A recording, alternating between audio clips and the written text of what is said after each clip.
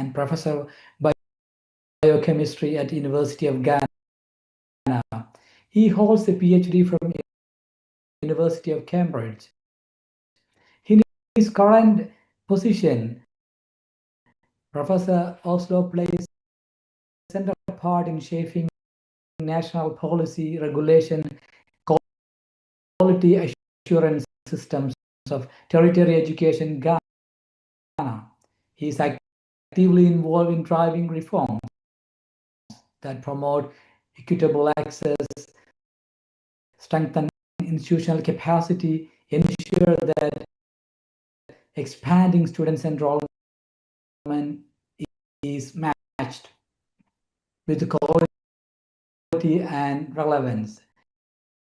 His work particularly emphasizes inclusive education strategies that support marginalized groups, including rural learners, women, persons with disabilities. Professor Oslo has served in several senior leadership roles, including Dean of School of Biology, Science, and Executive Director, Center for Plant Medicine Research. He also contributes to national development through his membership in key boards, including Council for Scientific Industrial Research and Commission for Technical Vocational Education and Training, the National Council of Curriculum and Assessment. So he is the best one to speak on the subject, education for marginalized in Africa.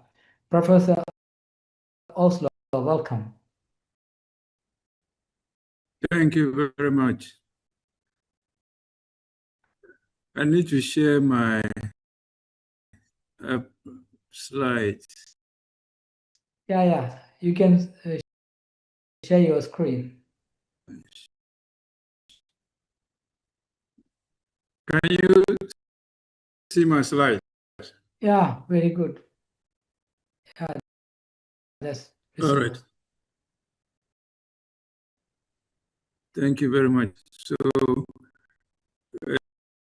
just a brief presentation, and then good afternoon, good morning to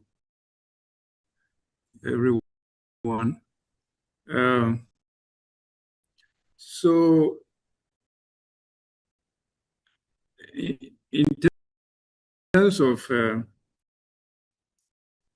education for marginalized in Africa, we have two key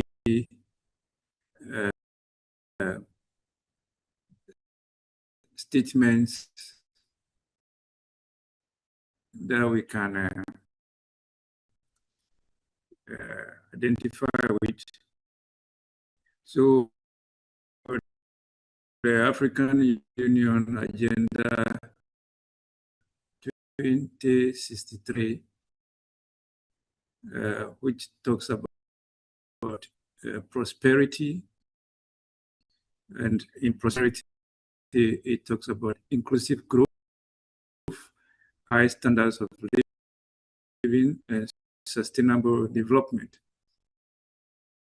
And education plays a key role in having or achieving inclusive growth.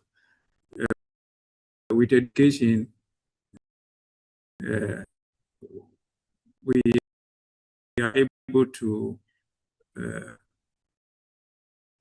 bridge or reduce the gap between the rich and the poor. UN Sustainable Development Goals 4 and 10 aims to ensure inclusive quality education promote lifelong learning opportunities for all, and also reduce inequality within and among countries by 2030. Again, inclusive education is a catalyst to achieving these goals. However, we have identified that there's the need to provide opportunities to marginalized groups. If we aim to provide inclusive education. So marginalized groups must have access not only to education, but to quality education. So in terms of marginalized groups, we can identify a number of them. We have the rural and the remote populations. Then we have persons with disabilities, women, we have ethnic and linguistic minorities, economically disadvantaged youth, and then we also have what we call the refugees and then the displaced persons.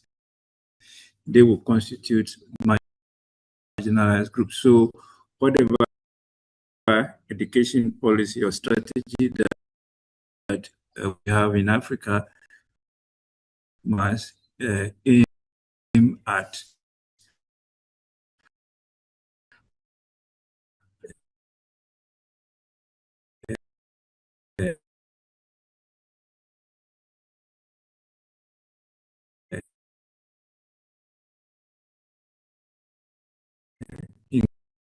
including providing the opportunity for education.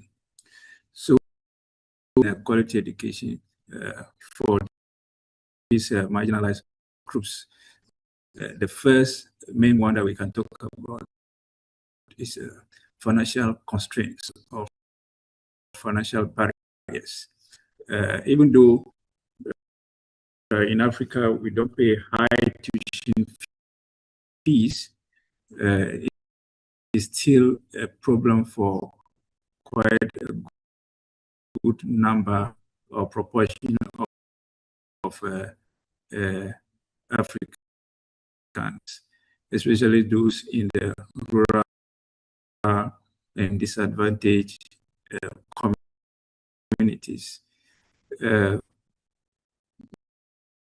We seem to have some scholarship opportunities, but these are not adequate. And then we also have what you call the geographic isolation and inadequate infrastructure. We have some limited access to universities. I will soon show some data, even though we have made some significant progress as far as providing access by increasing the number of tertiary institutions that we have across the continent, especially in Ghana. We still have issues with access. Most of the universities seem to be located in the big cities or the regional capitals. So in that case, somebody living a bit far from the regional capital have to be able to move to the regional capital in order to access these facilities. So that brings us to one of the main challenges that we face in our universities: inadequate accommodation facilities. Very, very critical, because the institutions are in the regional capitals. If you are moving from the remote area to those places, you need to have accommodation facilities. And across our country, we've realized we are not able to provide accommodation facilities to quite a good number, a good proportion. If I'm not mistaken, more than 50% of our students. Then again, we have issues with poor connectivity, and then also we can also talk about issues with travel costs, which would relate to the financial aspect of the barriers. Then the next one that we can talk about is institutional exclusion or rigidity. Institutional exclusion or rigidity. Here we're talking about inflexible admission criteria. Again, because of the limited number of places in the various institutions, you see that institutions have apply what they call the cutoffs. They apply cutoffs to eliminate people who have passed to enter the university, but because the space are limited, cutoffs are applied, and then people are denied admissions.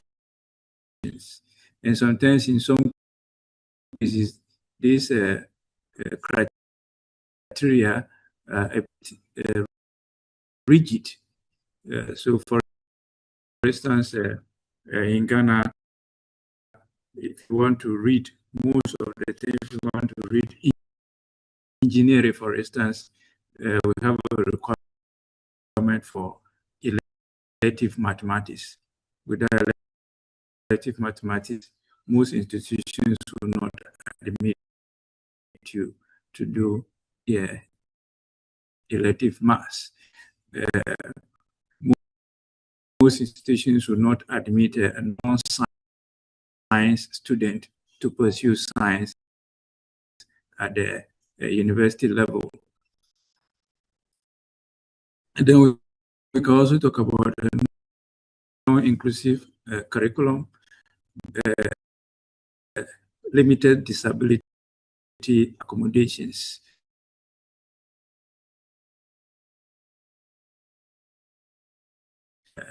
Because of the severe lack of or inadequate accommodation, there is hardly any opportunity provided for persons with disability as far as accommodation is concerned. So if you come to most of our campuses, you hardly will have, we see accommodation dedicated and properly done, constructed for this group of people. And then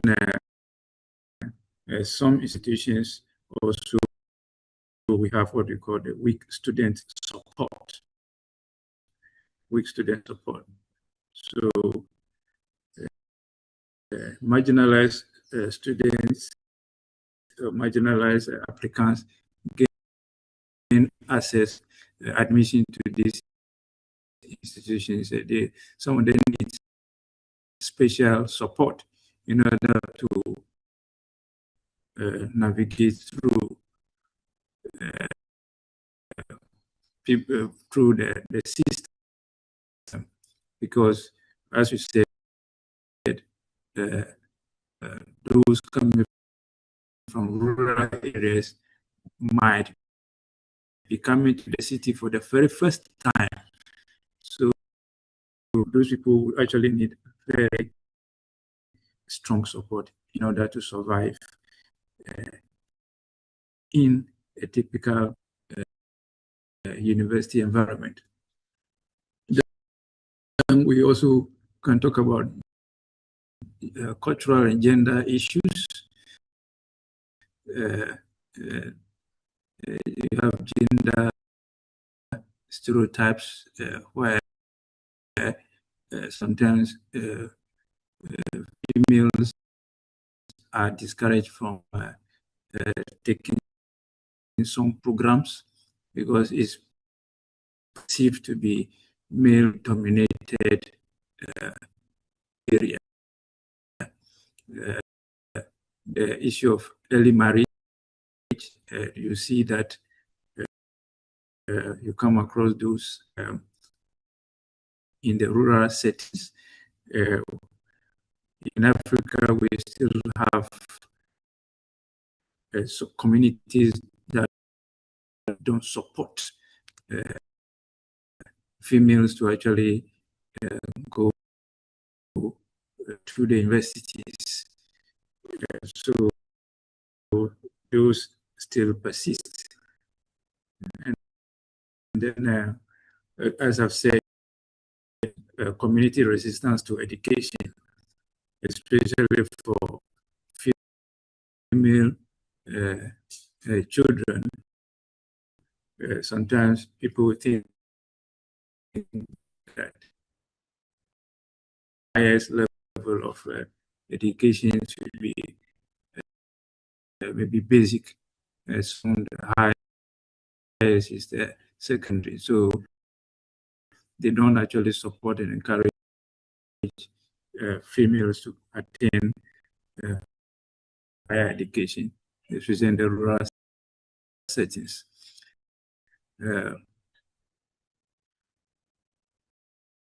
So you have low aspirations due to systemic exclusion.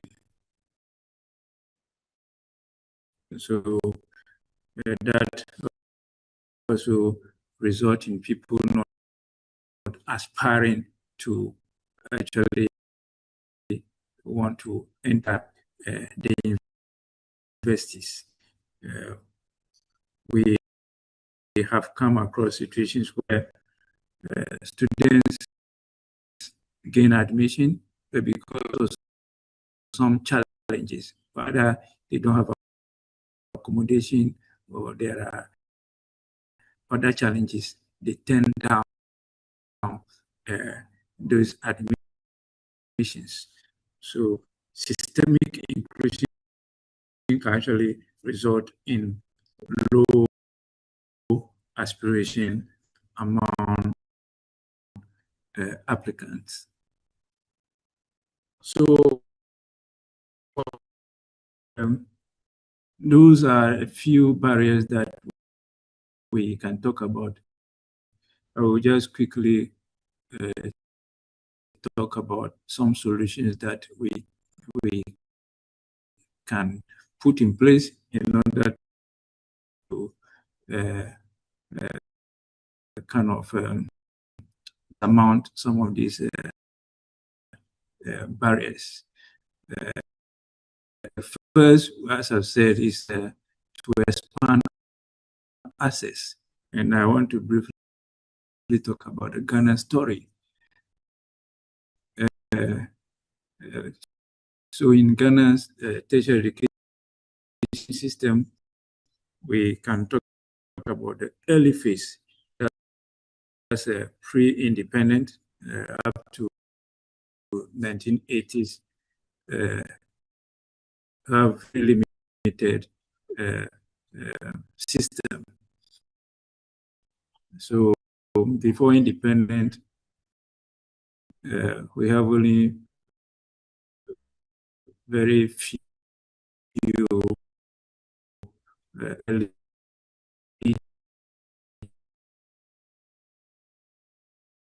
institutions. We can count about just two. So the University College of Gold Coast, and then the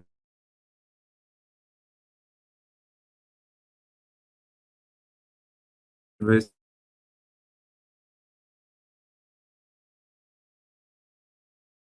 of Technology. University College of Gold Coast is now called the University of Ghana. Technology now Kwame University of Science and Technology. By 1980s, we had approximately 3 to 5 public universities. Then we have the expansion phase between 1990 to 2000, and there's some, in 1993 we established the National Accreditation Board, and that actually triggered emergence of private universities. Most of them were faith-based universities at the time, and now we have quite a number of them. Then the establishment of the NAB also results in putting together structures and guidelines for institutional affiliation. By early 2000s, we have quite a good number, about dozens of private institutions, tertiary institutions have emerged, and then new public institutions were also created. For instance, in 1992, we have the University for Development Studies in the North established. So until 1992, we don't have any universities in the northern part of Ghana. Then between 2010 up to now, we have seen rapid institutional growth, which we call the massification phase. About 142 tertiary institutions, public and private. They include public institutions, polytechnics, colleges of education, private university colleges. Then we also have seen expansion of distance education across the country. And then we have an increased regional spread of institutions. And then we also have growth in specialized institutions, health, ICT, and business. So from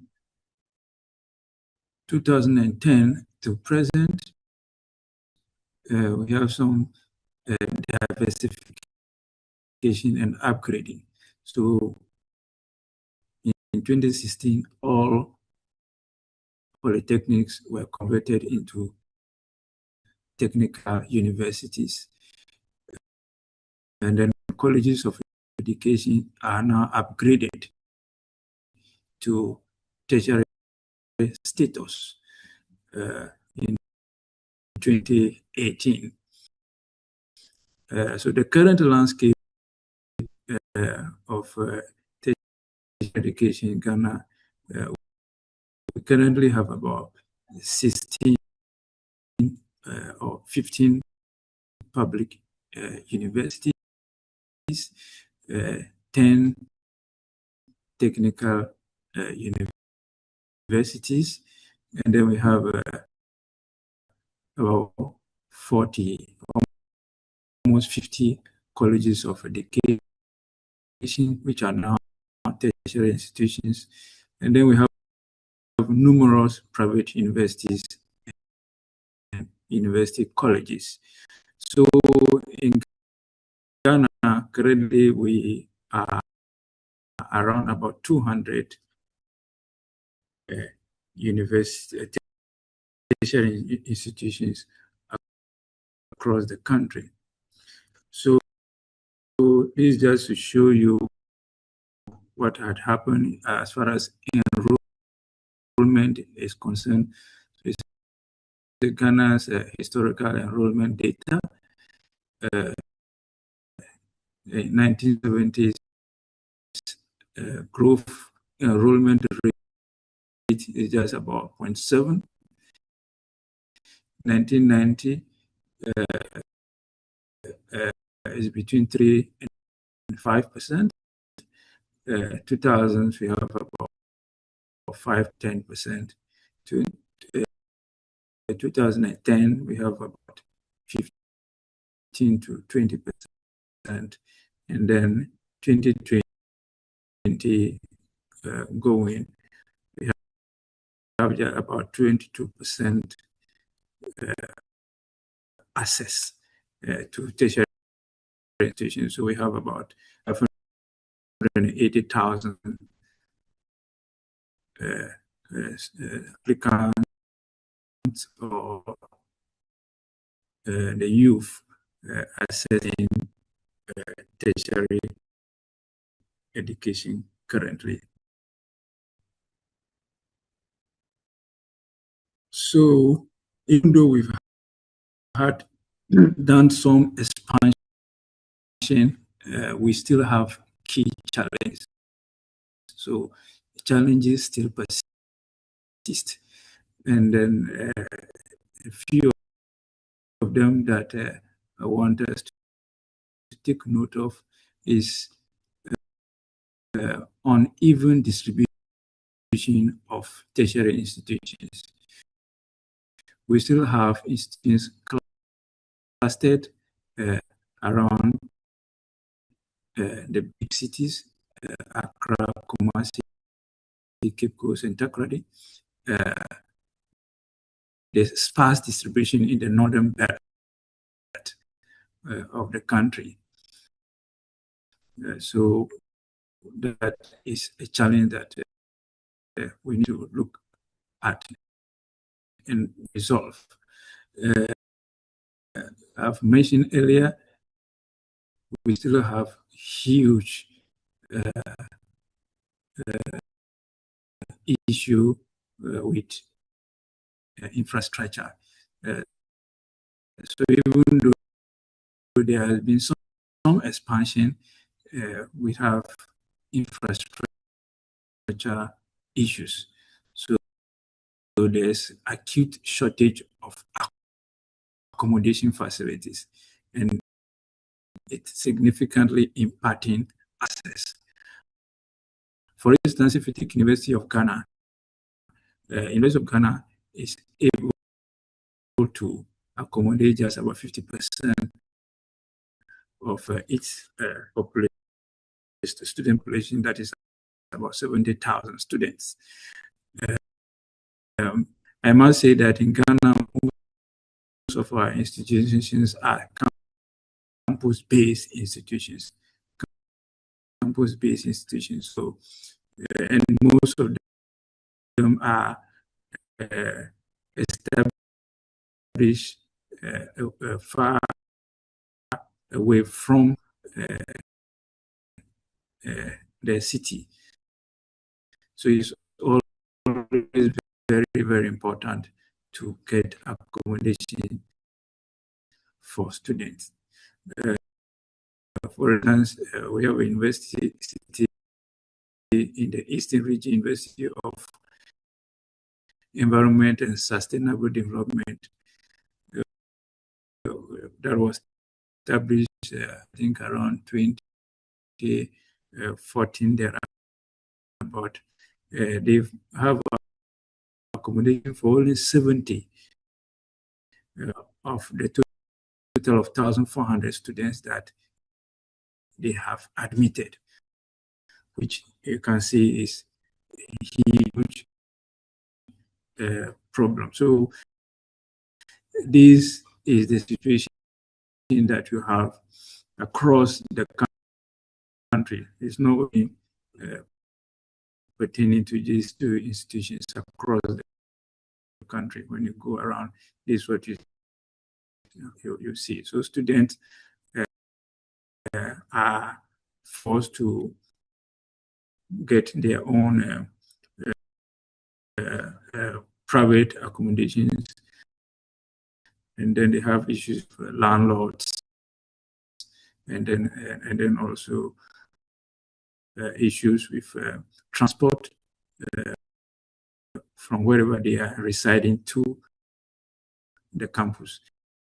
Again, another key challenge that we have had in Africa, and I'm sure in Africa and also in Ghana in particular, is a very low deployment of technology.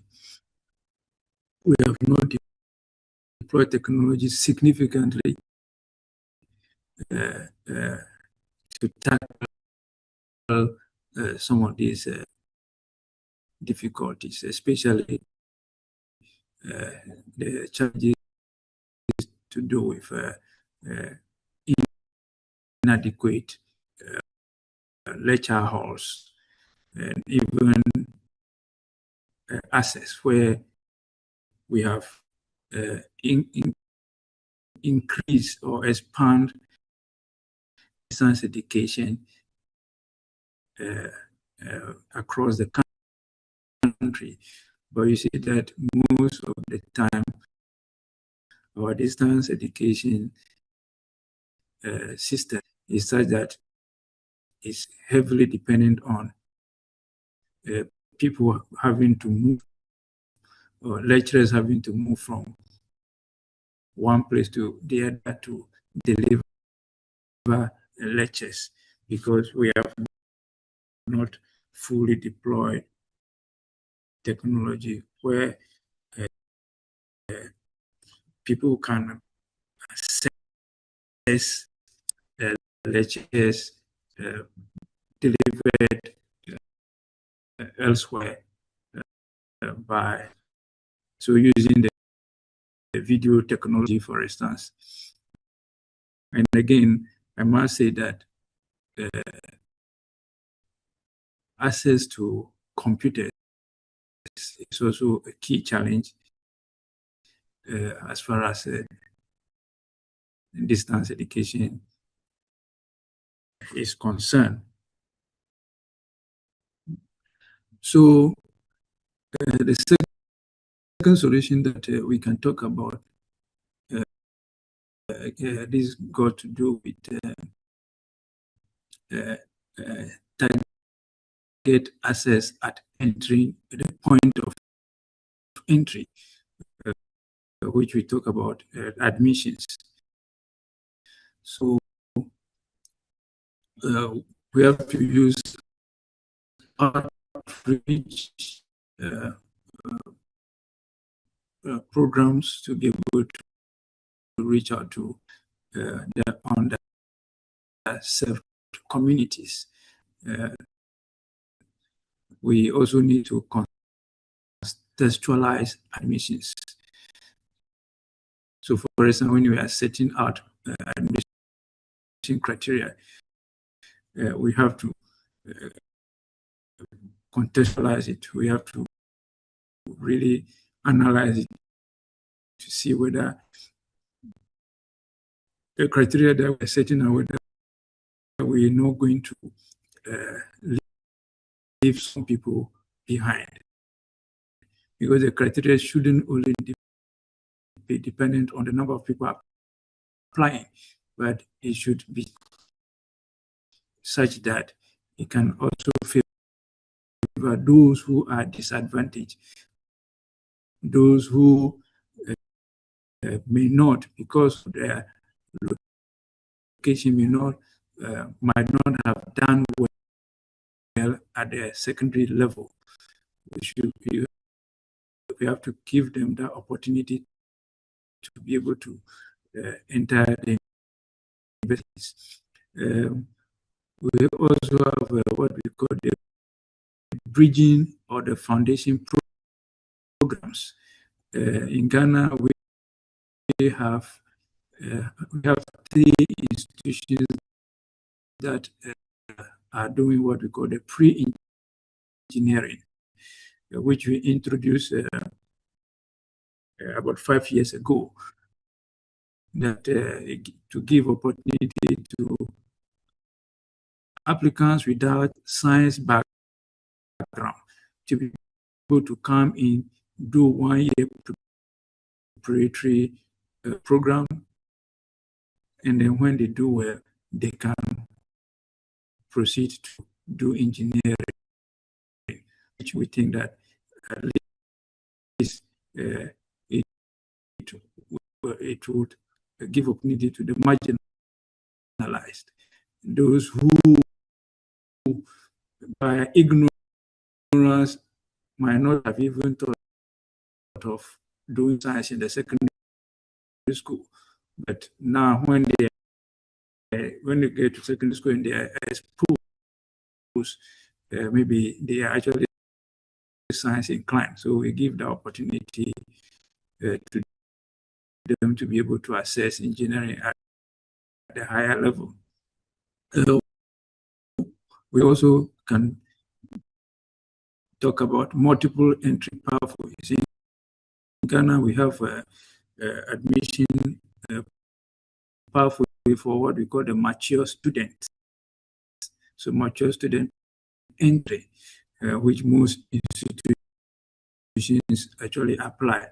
And then the requirement is that you have to be 25 years old and have some 5 years working experience and have some minimal pass at the West African Secondary School certificate examination. They should be able to use this pathway to assess tertiary education. One of the biggest problem is cost. Cost as far as the students are concerned, cost as far as the institutions themselves are concerned. So we need to expand on scholarship opportunities for the underserved. We have to have means-tested scholarships. So our scholarships must be targeting the underserved. We also have to have scholarships for women, especially women in STEM, scholarships for disabled individuals. And then also we have to bring on board private people that can support it. In Ghana, we have a good number of them, but still not adequate. Currently, we have the student loan, the Ghana Student Loan Trust Fund that supports students financially. And it's the same institution that actually is in charge of the recent initiative by the current government to support first-year students in the public institutions.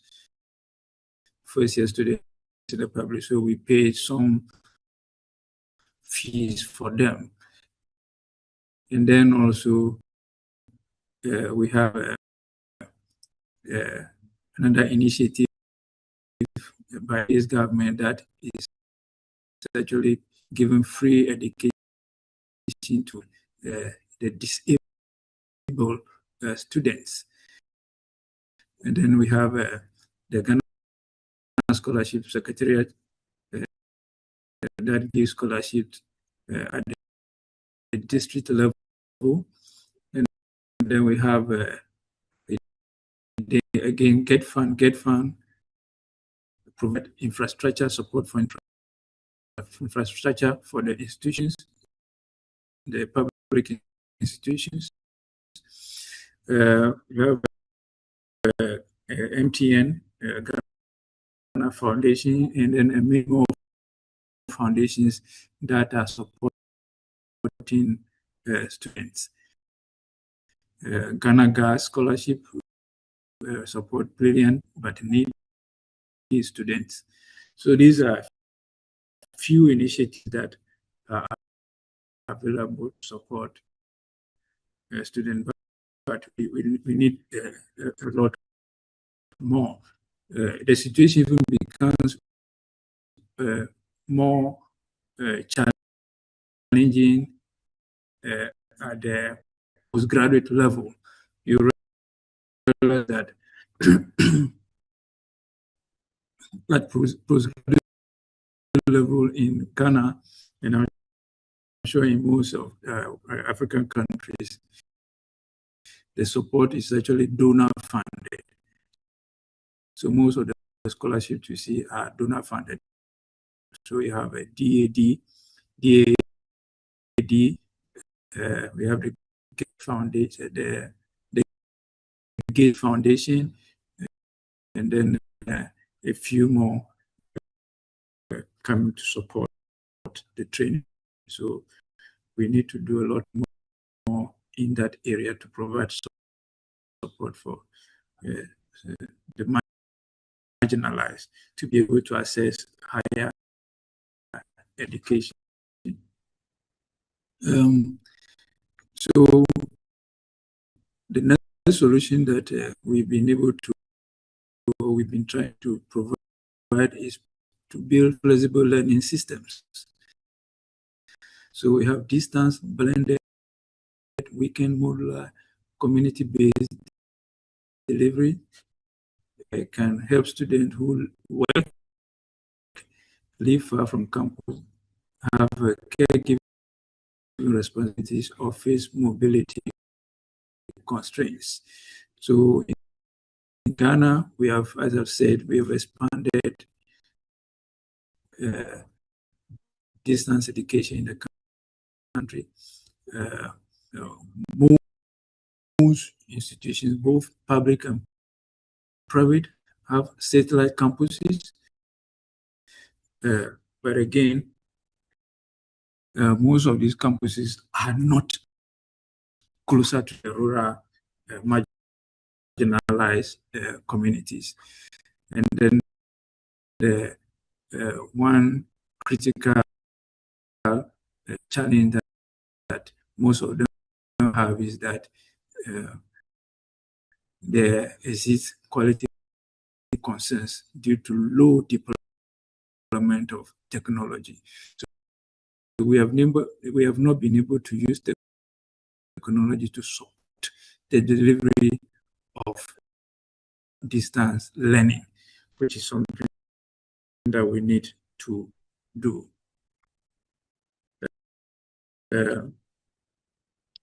We have to make campuses generally inclusive for students, especially those with disabilities.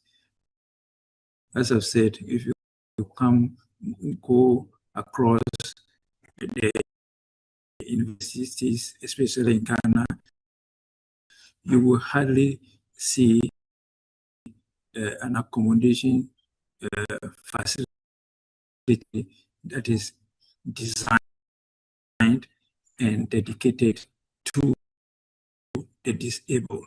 So they have to just be in the same accommodation with their able colleagues. And most of the buildings, especially those with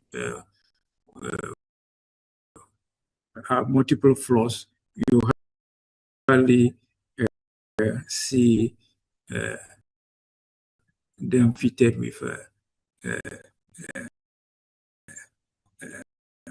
lifts or escalators. So these are the areas that we need to really work on. But I must say that a lot has been going on. University of Ghana, for instance, has been graduating the visually impaired students. They have the very good Braille system where the students are able to take the exams. These exams are assessed, marked, and then they're able to graduate them. And quite a good number of institutions now have joined this initiative. For women in STEM, we have to adopt gender responsive policies, especially for women in STEM.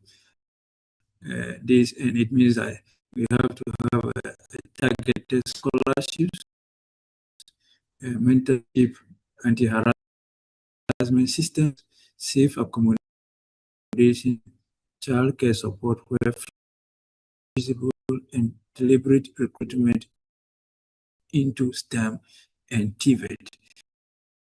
We do some of them.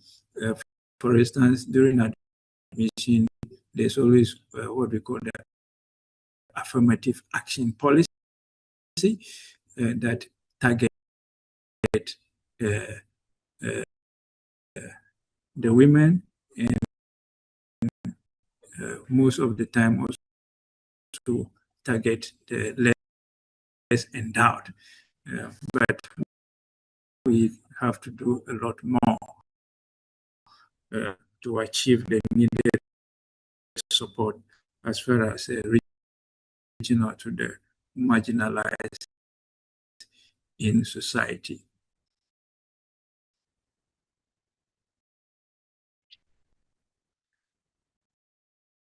So the next solution is to strengthen belonging and retention, not just admission. So the access is complete if marginalized students enter and then drop out. So universities should provide mentoring, psychological, social support, peer networks, academic advising, language support, and early warning systems for students at risk. We do some of these. We have academic advising in most of our institutions. we do the mentoring in most of our institutions. So we have some support for students who are struggling, but I think that we, as a country, we need to have a well-structured strategy towards targeting this group of people that are marginalized in society.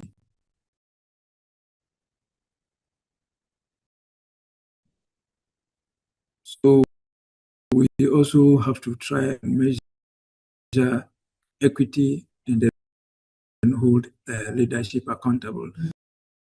So universities must be made to publish inclusion targets and track admissions, retention, completion, and graduate outcomes by gender, disability, geography, income, background, and other relevant categories. Without data, inclusion stays invisible and policy remains rhetorical.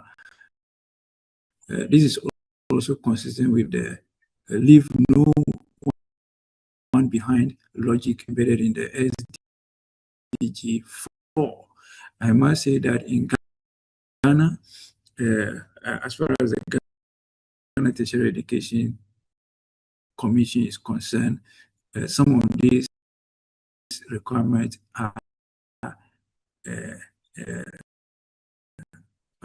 embedded in our quality assurance process. So, for instance, institutions are asked or are required to provide data on graduation rate, drop-out rate, and then also student satisfaction survey. The only thing that I think is missing is that we have not asked the institutions to segregate this data. So it is something that we have to consciously do, where data is segregated based on disability. We see, we normally see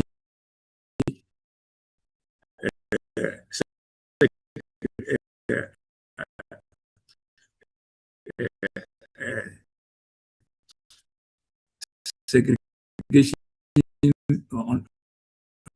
based on gender, but not disability, and also not on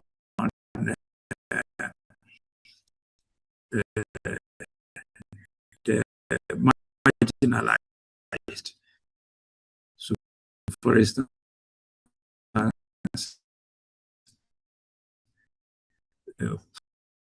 poor or low income background student, we don't see those kind of data. So it's something that institutions will have to be required to do, so that we can clearly see where we are as far as marginalized groups are concerned.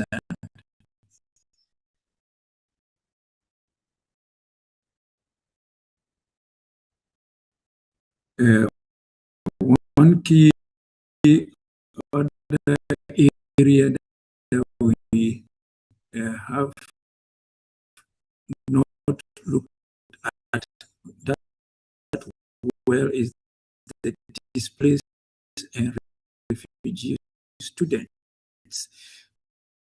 It is recently that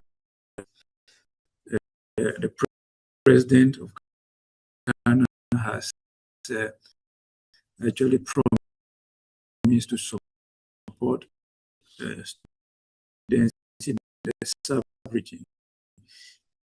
And the strategy is to target people from war-torn countries. So that is something that we have to look at, so that countries that are struggling, especially with conflict, the youth in those countries can be reached out to, so that they are not left behind.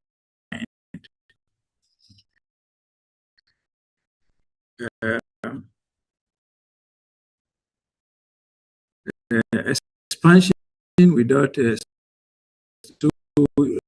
the role of technology. I've talked about the role of technology many times. We have to ensure that as we expand technology, we don't leave people behind. We don't widen digital divide. So, for instance, as we speak, we still have students who don't have access to smartphones. So we expect that we should have other affordability in terms of access to gadgets, and also affordability in terms of connectivity. And then also we should have offline platforms. You should be able to develop offline platforms for students to access information without having to log online and use data. And then we still have issues with digital literacy in some of our institutions. So to conclude, I would want to say that although some gains have been made towards inclusive education, we still have key challenges. And the first one is funding constraints still persist. it has implications for quality. So you go to some of these our institutions, you see that students numbers have far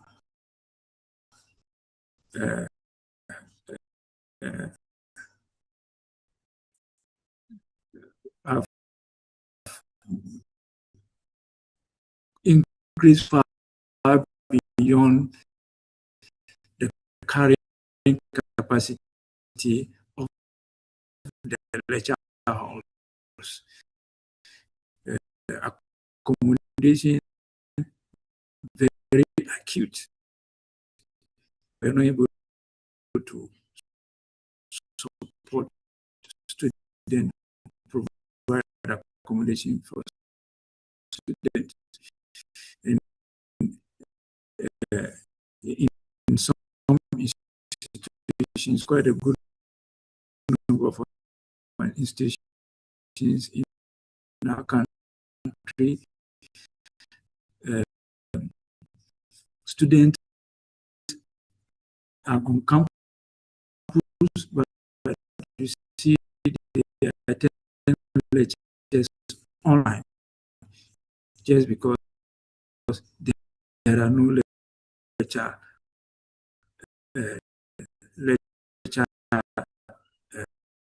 spaces.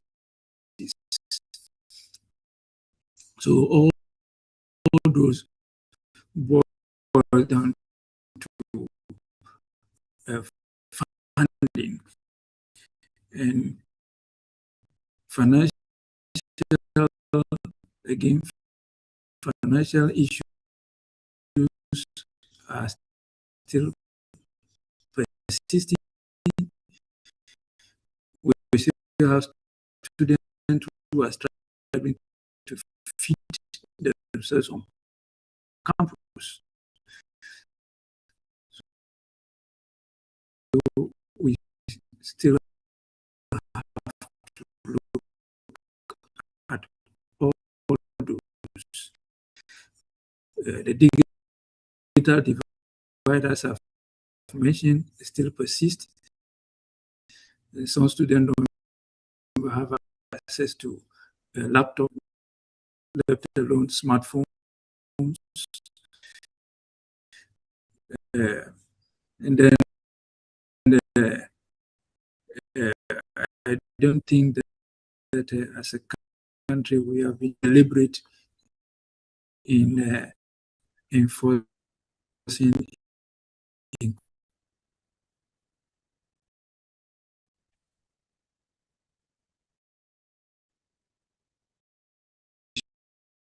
policies. We have them in bits and pieces, but we have not been very deliberate in making sure that we reach out to all the marginalized. And then, as I've mentioned earlier, we have seen some enrollment growth in enrollment, but it has so rapid enrollment growth outspacing resources. So the resources that we currently have on the various are not able to cater for the number of students that we have on those campuses. In all this, we need to work on them. Otherwise, if we already have challenges, then create opportunity for the marginalized become very rhetorical and not practical. Thank you. It's a great pleasure, especially hearing your presentation. That was very extensive and bringing a lot of models from Ghana, especially the implementation plans, and also the problems and solutions. And it was done very well. Thank you so much for this wonderful presentation. So we hope that we will have more opportunities together in future, because the last 2 years back, Educators Without Borders had conducted a training in Ghana, Ankara. The minister officiated it, and former minister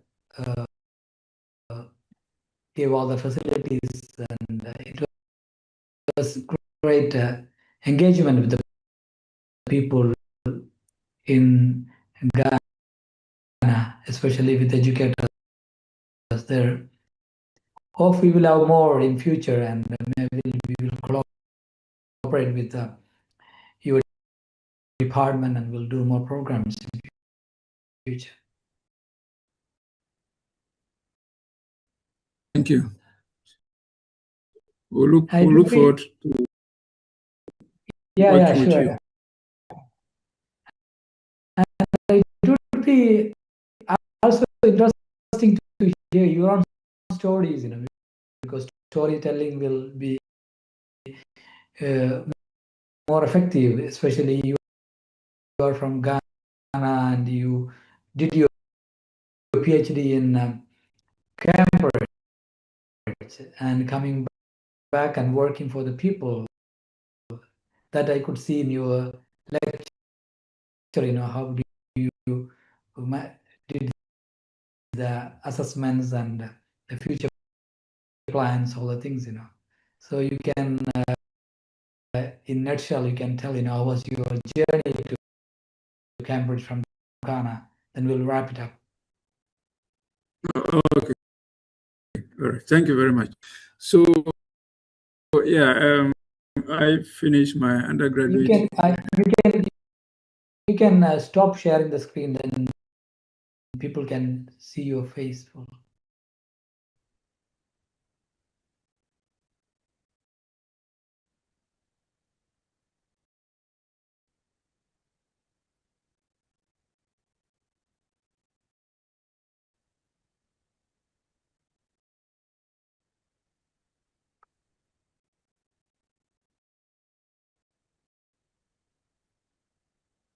Yeah. Yeah, so I finished my undergraduate in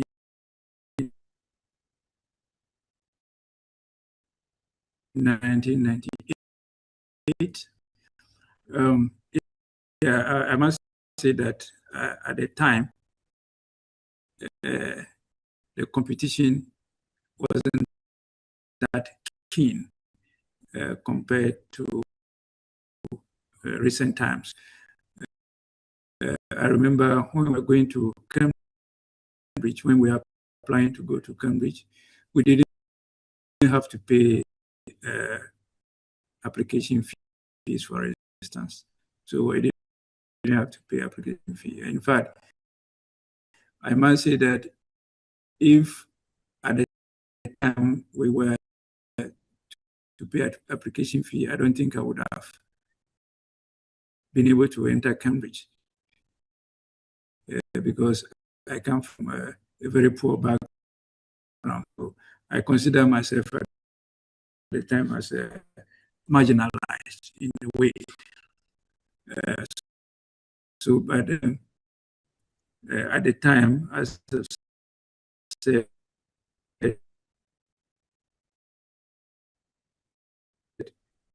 we didn't have to. And again, Cambridge had some, I think, deliberate system that they put in place to reach to developing country. So the actualization process, which they brought to the universities, they also left copies at the British Council, and then they circulated this. So we call it the initial application process. It's just a one-page document that you complete, and then we submit it. After that, I think there was screening, and then when you are successful, then you go to the next level, which is actually the application, the actual application stage. So yeah, we went through that process, and then ordinarily I went through the first stage and then the second stage. I must say that, you know,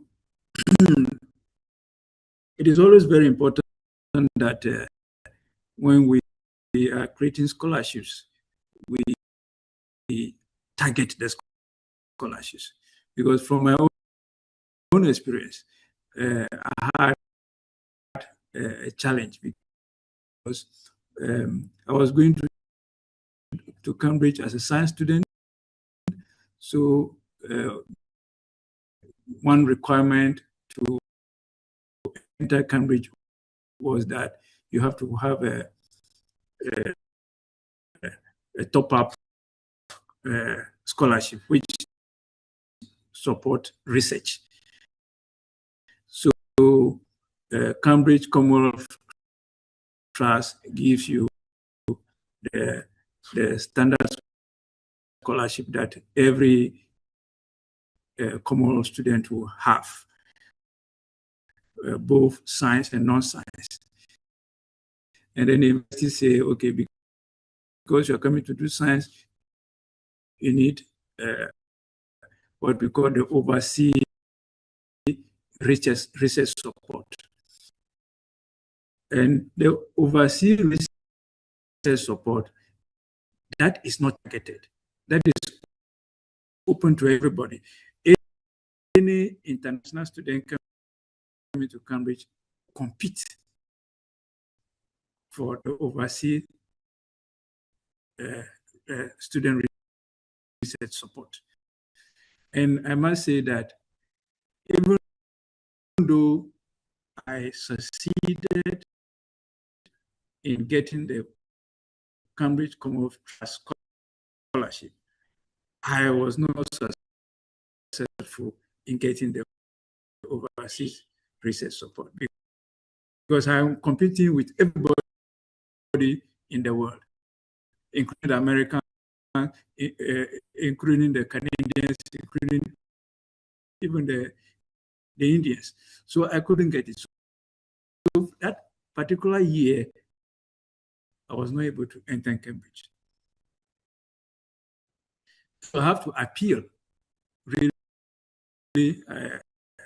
route to Cambridge. That is the situation, but I'm very much eager and ready to join Cambridge, so they do look at my situation with some sympathetic approach. And they wrote back and said, okay, we are sorry, we'll give you the chance to try the next year. So I have to stay home for 1 year and try again. So when I tried again, the condition is still the same. You still need the overseas research support. Again, the second time, I didn't get overseas research support. So now, what Cambridge did, because I appealed to them initially, what they did was that, okay, we'll create another scholarship for you to cover the overseas research support. I cannot remember the name, but I think that scholarship was coming from India. I can't remember the name well. So that was the scholarship that I got to cater for the overseas, and that was how come I was able to enter Cambridge. So what I'm trying to say is that if we don't target scholarships, we'll always leave people behind. So targeting scholarships is very, very key when we're talking of inclusive education and also reaching out to the marginalized. Because if you just say scholarship brilliant, sometimes we say brilliant but needy. Brilliant but needy, sometimes even how we determine brilliant may not be the ideal way of determining brilliant.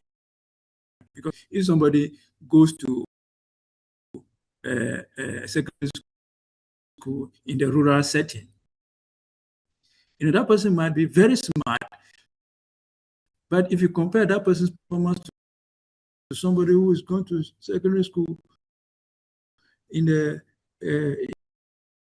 cities, in the urban areas where they have all the teachers available, the rural person, for all you know, might not even have the full complement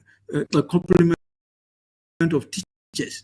So if you just say brilliant, then we add needy, we may not actually be reaching the marginalized. So for me, I think one critical area that we have to look at is targeting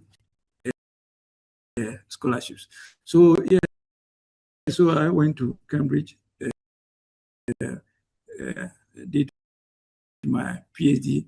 So I'm one of the few Ghanaians who did PhD right after first degree.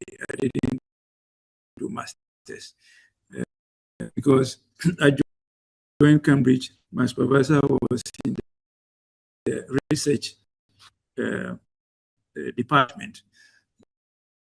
So over there, it's only PhD that they do. They don't do masters. So you either don't come or come and then challenge yourself. So I went and then I challenged myself. So the first year, for instance, I wasn't given any. It's like I registered, but with no qualification. So like you, after the first year, then you justify your admission to a PhD. So that's what I did. So registration with that qualification. Then after first year, depending on your performance, then you now be admitted to a PhD. Yeah, so I must say that it wasn't that difficult because Cambridge always take the best student across the globe. So even though I didn't have my master's, I didn't struggle that much to complete my program.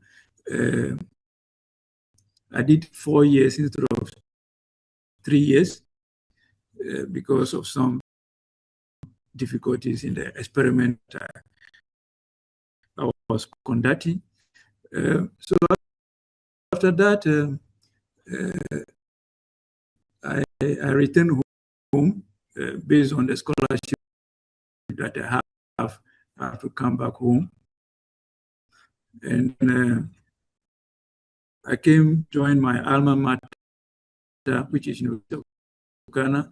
That's why I did my first degree as a biochemist. And I've been with University of Ghana for close to 20 years. I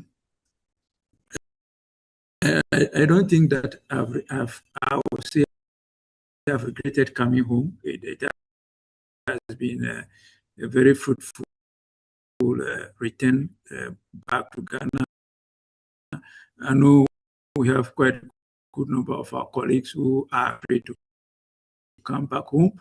Yes, when you return from the developed country to a developing country, you face some challenges, but when you persist, you always make it. Here I am, a deputy director general in charge of the whole tertiary education in Ghana. So essentially, that has been my journey. Thank you. Thank you, Professor Oslo, for joining us, especially giving this very informative talk.